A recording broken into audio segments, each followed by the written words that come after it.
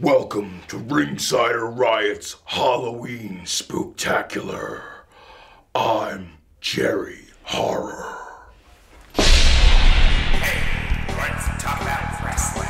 Pull a seat up and pour yourself a cold drink. We're gonna talk about the things that fire you up.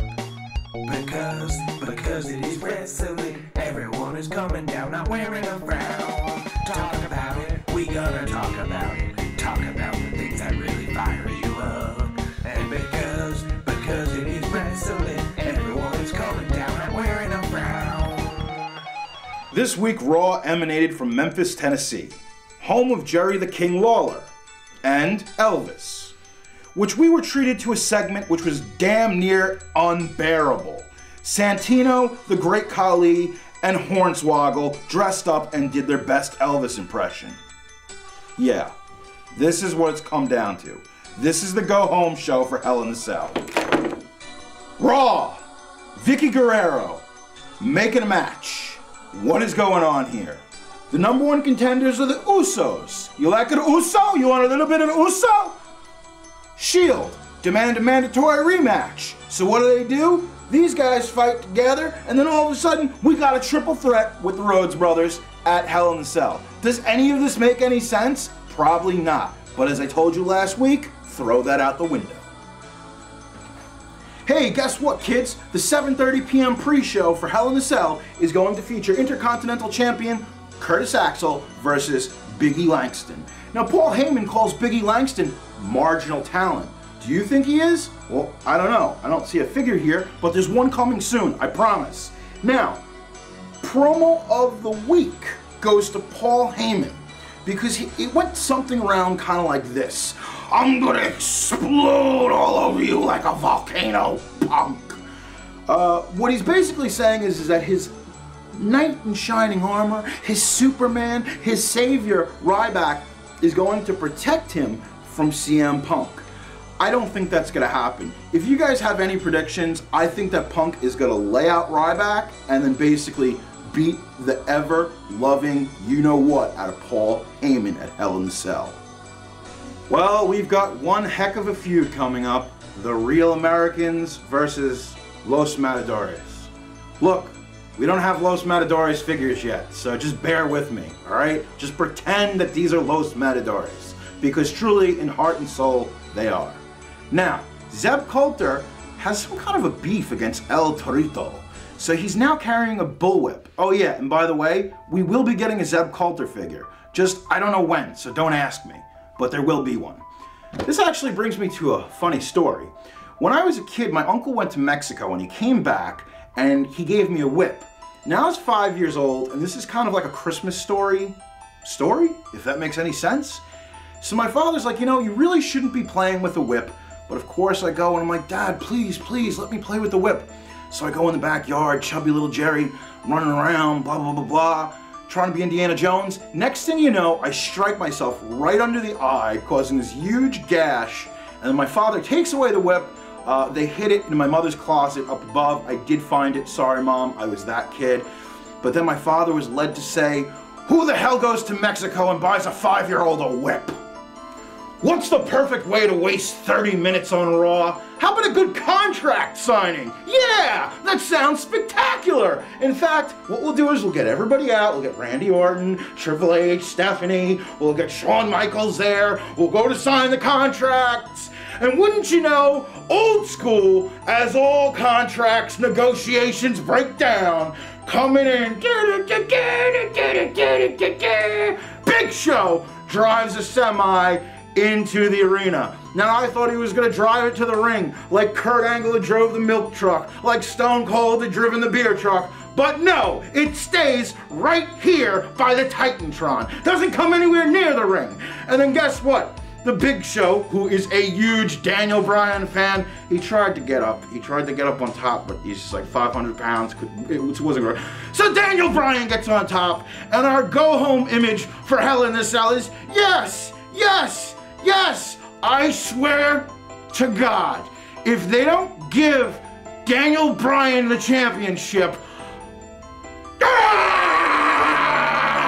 you're never supposed to use a ladder in an Ultimate X match, but Our good buddy Chris Sabin used it, and he is now the X Division champion, along with help from Velvet Sky. Also in TNA news, Magnus beat Sting, and then Sting wanted to shake his hand, and he was like, no, I'm not shaking your hand. Oh, guess what? Kurt Angle, who just fell down, get up, Kurt. I don't worry about this wellness program. Just stand up for Kurt. Yeah, there you go. Kurt Angle got beat by Bobby Roode. That's right. You can go back down, Kurt. Don't worry. In other news, where the heck is Hogan? Does anybody know? I don't know. Maybe he's at the Cracker Barrel with old Dixie. Oh, and one last thing. Our friend and hero, AJ Styles, who was once known as the slightly marginal one, now back to being the phenomenal one, is the TNA World Champ. It's that magical time of year again. No, not Christmas, Halloween. My favorite time of year for wrestling figures. Now, my top 3 wrestling figures to own this Halloween are the brand new Undertaker, Purple Gloves, Elite Series Flashback, Series 23. It's a must-have. Moving on, we've got Ringside Collectibles exclusive Hardcore Kane Flashback, a must-have for any ghoul or ghost this Halloween. And the #1 must-have Halloween figure, the Elite Series 24 Rey Mysterio. That's right, it's the Dia de los Muertos Rey Mysterio. Don't we need a witch though for Halloween? Oh, I've got a witch for you, Big Daddy. It's Eve Torres.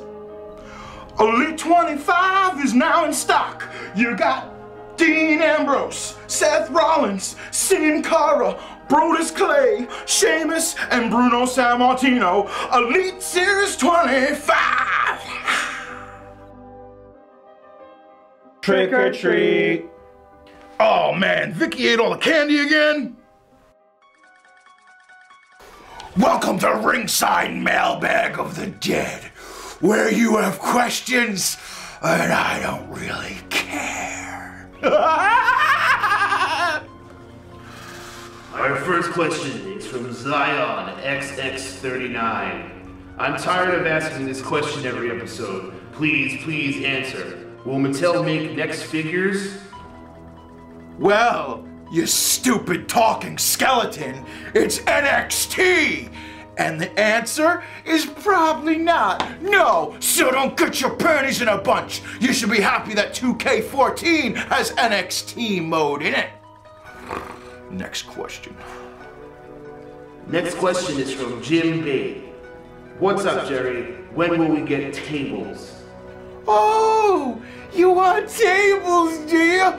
Well, in case you haven't noticed, Ringside Collectibles, WrestlingFigures.com has some of the best tables on the market. In fact, let me go to my little list. Let's see. We have the Ultimate Ladder and Tables playset, the 20-piece accessory playset, and Seth Rollins from WWE Elite 25. He comes with a table and a ladder. Justin Corson says, Jerry, if you were in control of WrestleMania 30, what matches would you make? Well, actually, that's a good question. What matches would I make? I would like to see in the main event CM Punk versus Steve Austin. I would also like to see Kurt Angle versus Brock Lesnar, Jeff Hardy versus The Undertaker, and you know what? Just for old time's sake, I'd like to see The Rock fight Cena one more time. I'm kidding! I don't ever want to see The Rock fight Cena again! Next question. From Ryback Rules 13, shouldn't WWE bring back the women's title and have Diva tag titles? Obviously someone's not happy with that little butterfly belt. That's not enough for you, is it? You gotta have back the old women's tag title? Well, I'll tell you what.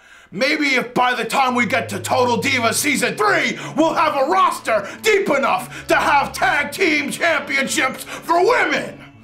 Ugh. Jerry, this next question is something I'm curious about. Who are you looking forward to meeting the most at Ringside Fest? Well, if there's one person that I want to meet, I think you know who it is. RVD. Mr. Monday Night will be at Ringside Fest X. Go to ringside.com to buy your tickets right now. Actually, excuse me, I think I screwed that up. It's ringsidefest.com. But anyway, as we continue on, believe it or not, when I was a young man, I used to be the ring boy for ECW. Not the Philly shows, but when they came to Queens, which would actually be the Elks Lodge, which I believe is a church now, which is kind of funny. But yeah, it was basically 20 to 22 hour days of hauling very heavy ring parts to make a ring, and then usually Paul Heyman didn't trust anybody enough, except like Tommy Dreamer and Taz, to put together the ring.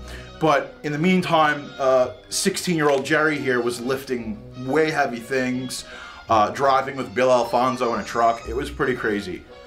But in all seriousness, that's Ringside Mailbag, and I hope all of you have a very happy Halloween and be safe.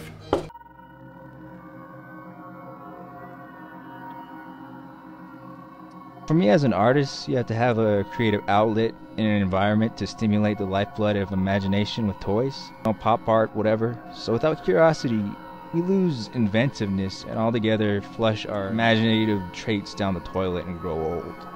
And I don't want that to happen to me. You see, art and wrestling has a big impact on me. You see there's a page on the Shield, and I'm also working on a page also dedicated to the Wyatts.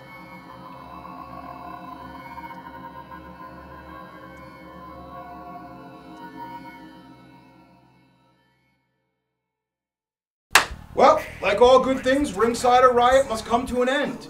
Don't forget to subscribe to our channel. Like us on Facebook. Follow us on Twitter. Follow us on Instagram. And for the largest selection of WWE figures in the universe, go to WrestlingFigures.com, or I'm gonna hit you with this chair!